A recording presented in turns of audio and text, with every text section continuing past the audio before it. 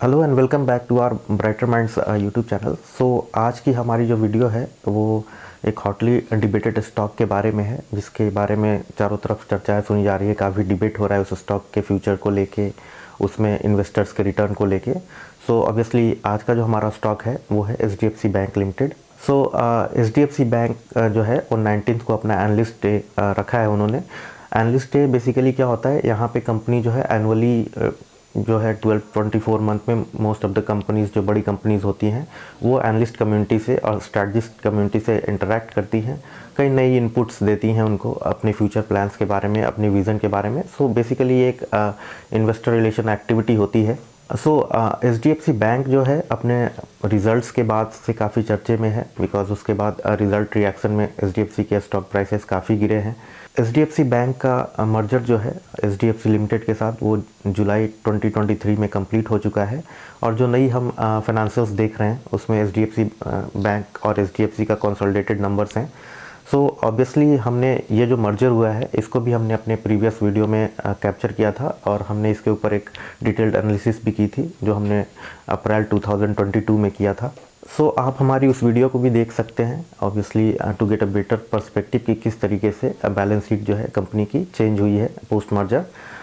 इसके अलावा अगर हम देखें तो अभी फ़िलहाल जो कंसर्न है स्ट्रीट का, जिसकी वजह से एचडीएफसी के प्राइसेस भी काफ़ी प्रेशर में हैं, दो वेरिएबल्स पे हम इन चीज़ों को सॉर्ट कर सकते हैं। First is net interest margin की जो ट्रेजेक्ट्री है वो, एंड सेकंड इज़ की डिपॉजिट ग्रोथ की किस तरीके से ट्रेजेक्ट्री आगे आने वाले टाइम पे एचडीएफसी बैंक की रहेगी। डिपॉजिट ग्रोथ क्यों इम्पॉर्टेंट है मॉनिटर करना एचडीएफसी बैंक के केस में, because HDFC bank has one of the highest credit deposit ratio in the industry.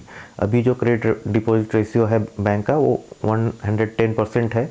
So obviously कहीं ना कहीं बैंक को अपने डिपॉजिट्स गार्नर करने पड़ेंगे, काफ़ी फास्टर क्लिप से गार्नर करने पड़ेंगे, अदरवाइज़ उनको अपने क्रेडिट ग्रोथ को थोड़ा स्लो करना पड़ेगा। तो इसका इम्पैक्ट जो है वो कहीं ना कहीं बैंक की मार्जिन्स के ऊपर पड़ेगा और साथ में बैंक्स की आरओई प्रोफाइल के ऊपर पड़ेगा। अब बैंक के बिजनेस के पॉइंट ऑफ व्यू से अगर देखें तो there is no doubt about HDFC franchise.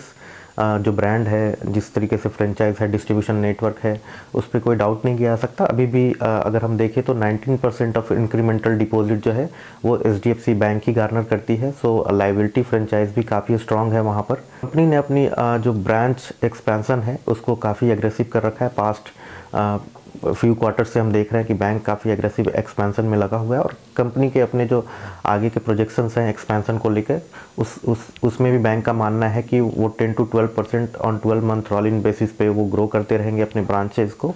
तो ऑब्वियसली जो एक्सपेंस है वो कहीं ना कहीं प्रॉफिटेबिलिटी को शॉर्टर टर्म में इम्पैक्ट ज़रूर करता है, but from a longer perspective अगर हम चीज़ों को देखें तो कहीं ना कहीं अपने फ्रेंचाइज को और स्ट्रॉन्ग करने जैसी बात है। नियर टर्म प्रॉफिटेबिलिटी को सैक्रिफाइस करके फ्यूचर ग्रोथ की तरफ देखने की बात है। अगर बैंक के रिसेंट स्टेटमेंट्स को देखें, जिस तरीके से बैंक के मैनेजमेंट ने अपनी जो है विज़न को क्लियर किया है, उसके पॉइंट ऑफ व्यू से बैंक का फोकस जो है मार्केट शेयर गेन पे रहेगा, ऑब्वियसली प्रॉफिटेबल ग्रोथ पे रहेगा, और मार्जिन को वो प्रायोरिटाइज करेंगे ओवर ग्रोथ। एचडीएफसी बैंक का मार्जिन को लेके अपना जो पॉइंट ऑफ व्यू है, उनका मानना है कि over a period of time margin जो है वो नॉर्मलाइज हो जाएगी। एचडीएफसी के जो डिपॉजिट्स हैं, हाई कॉस्ट डिपॉजिट्स जो हैं एचडीएफसी लिमिटेड की वजह से जो आए थे, वहाँ पे भी वो आगे आने वाले 3 क्वार्टर्स में नॉर्मलाइजेशन देख रहे हैं, और जब ये रिप्लेस हो जाएगा लो कॉस्ट डिपॉजिट से तो कहीं ना कहीं मार्जिन प्रोफाइल के अंदर में इम्प्रूवमेंट आएगी। हम सभी जानते हैं कि एचडीएफसी 4% प्लस के मार्जिन पे काम करता था, नेट इंटरेस्ट मार्जिन पे। अभी वो मार्जिन जो है सब 4% पे आ चुकी है। सो मार्जिन प्रोफाइल को लेके एक बड़ा कंसर्न रहा है अपने मार्केट के अंदर में एचडीएफसी बैंक को लेकर। सो क्या एचडीएफसी की जो मार्जिन प्रोफाइल जिस तरीके से सब 4% पे चली गई हैं, क्या ये न्यू नॉर्मल है? From Brighter Minds perspective we believe that कि ये थोड़े टाइम के बाद नॉर्मलाइज हो जाएगा। It will take around 3, 4, 5 quarters, so they can go towards 4% plus margin again. So वहाँ पे ये एक जो चीज़ है वो की मॉनिटरेबल है, हमको उस चीज़ के ऊपर मॉनिटर करनी चाहिए। दूसरी चीज़ है कि इसमें लो कॉस्ट डिपॉजिट का बहुत अहम योगदान रहेगा। कहीं ना कहीं जो डिपॉजिट गार्नर करने, जिस तरीके से वो अपनी लाइबिलिटी फ्रेंचाइज को उन्होंने बढ़ाया है, वो डिपॉजिट गार्नर करके उसको रिड्यूस कर सकते हैं। सो लो कॉस्ट डिपॉजिट जो है वो एक इम्पॉर्टेंट रोल प्ले करेगा टू इम्प्रूव द मार्जिन्स आने वाले 3-4 क्वार्टर्स के अंदर में। सो इम्पॉर्टेंटली अगर हम देखें तो जिस तरीके से पूरे इंडस्ट्री वाइज डिपॉजिट को लेकर स्ट्रगल हो रही है गार्नर करने को, कहीं ना कहीं शॉर्टर टर्म में एक सिक्लिकल ट्रेंड है, बिकॉज कई अल्टरनेटिव एसेट्स में जो रिटर्न्स हैं वो ज़्यादा दिख रहे हैं इन द शॉर्टर टर्म्स।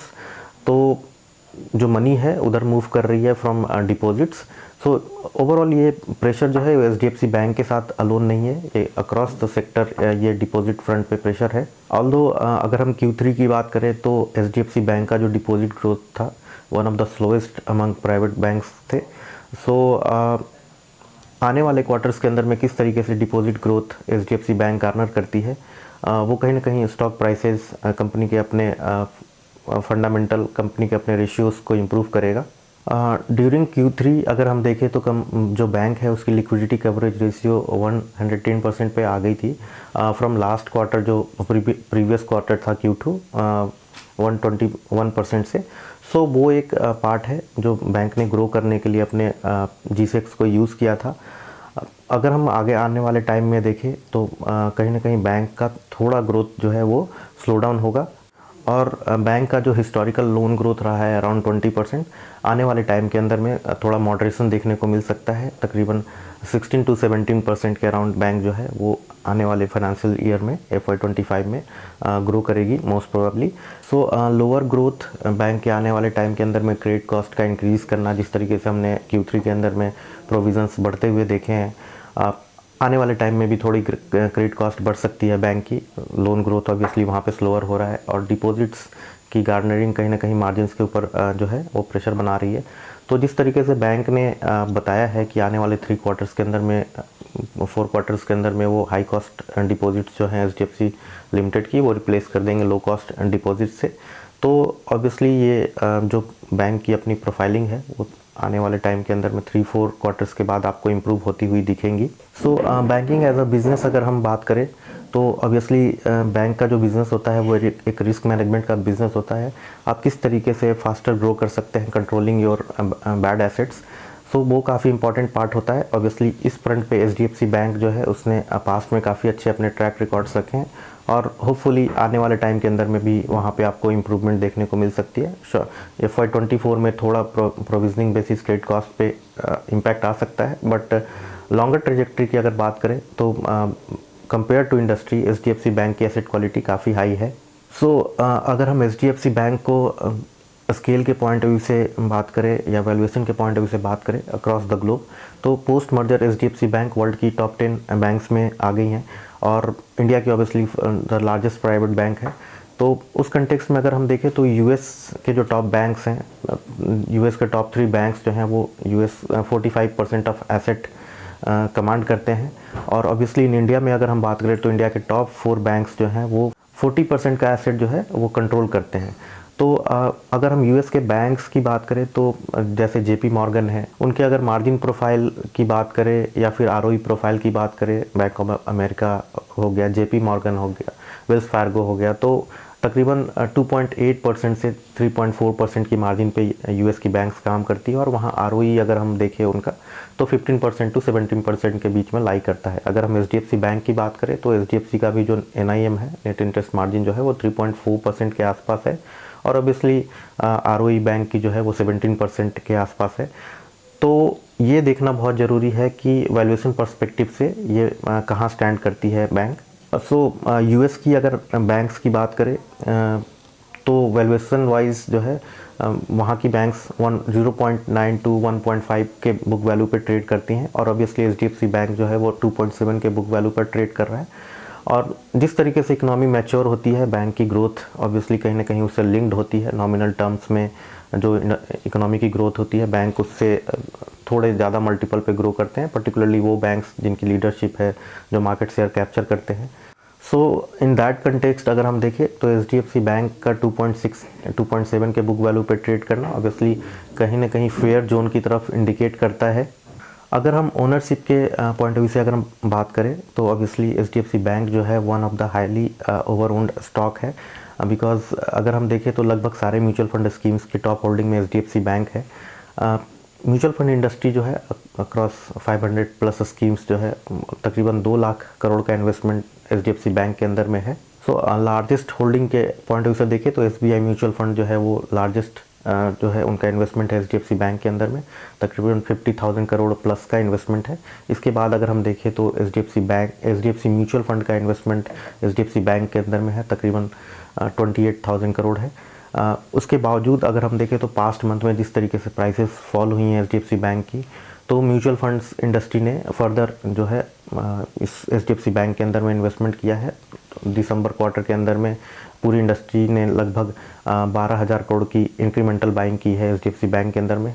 तो ओवर ओनरशिप एक थोड़ी प्रॉब्लम है इस बैंक के साथ। So to summarize Brighter Minds opinion about HDFC bank in few words, अगर हम देखें तो बैंक का शॉर्टर टर्म्स में काफ़ी ओवरहैंग है, नियर टर्म्स मार्जिन्स के ऊपर थोड़ा प्रेशर रहेगा, ग्रोथ के ऊपर थोड़ा प्रेशर रहेगा, और बैंक ने बोला भी अपनी कमेंट्री के अंदर में कि वो मार्जिन को ज़्यादा प्रेफर करेंगे ग्रोथ को लेके, तो थोड़ा ग्रोथ का स्लो डाउन रहेगा और ऑब्वियसली कहीं ना कहीं आरओई इम्पैक्ट होगी।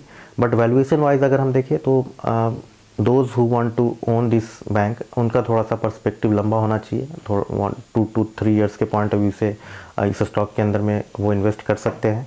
सो it's our opinion about HDFC bank in terms of valuation, जहाँ पे ये बैंक आज खड़ी है, in terms of growth, in terms of improving fundamentals. But will recommend कि आप अपने फाइनेंशियल एडवाइज़र से जो है सलाह लेकर ही कोई एक्शन इसके ऊपर करें। So this is our analysis about HDFC bank limited. So thank you for watching and have a good day. Investment in securities market are subjected to market risks. Read all the related documents carefully before investing.